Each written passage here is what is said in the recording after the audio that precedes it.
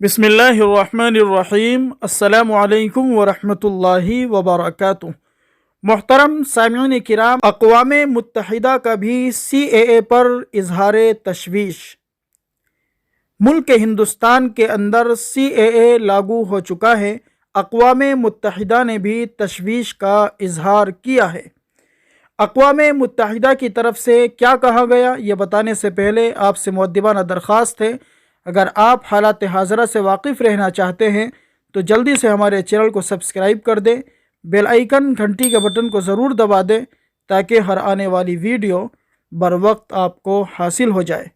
محترم سامعین کرام، اقوام متحدہ نے شہریت ترمیمی ایکٹ پر اپنی تشویش کا اظہار کیا ہے، جب بی جے پی کی زیر قیادت مرکزی حکومت نے 2019 میں متعارف کرائے گئے متنازع قانون کا نوٹیفیکیشن جاری کیا۔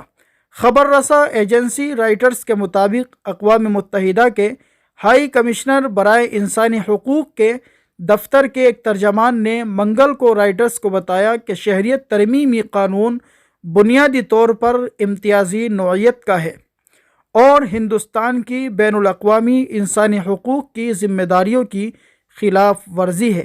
ترجمان نے مزید کہا کہ وہ مزید جانچ کر رہے ہیں کہ آیا یہ قوانین انسانی حقوق کے بین الاقوامی قانون کی تعمیل کرتے ہیں۔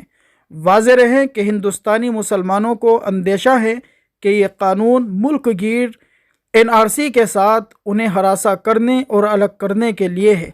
آسام میں این آر سی کی عملی ناکامی اور عوام کی طرف سے بے مثال مزاحمت کی وجہ سے بی جے پی حکومت کو اس وقت بیک فٹ پر آنے پر مجبور کر دیا تھا، جبکہ باقی ہندوستان میں ایکٹ کے خلاف مظاہرے ہوئے تھے۔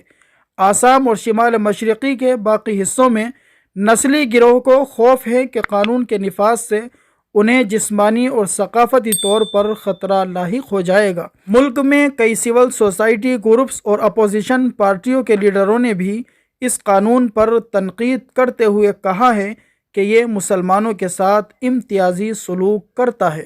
محترم سامعین کرام، ملک ہندوستان کے اندر سی اے اے لاگو ہو چکا ہے۔ دعا کیجئے اللہ تبارک و تعالی مسلمانوں کی حفاظت فرمائے، بدامنی سے اللہ تبارک و تعالی ہمارے ملک کو محفوظ فرمائے، تمام مسلمانوں کی مساجد کی، مدارس کی، خانقاہوں کی اور علماء حق کی اللہ تبارک و تعالی حفاظت فرمائے۔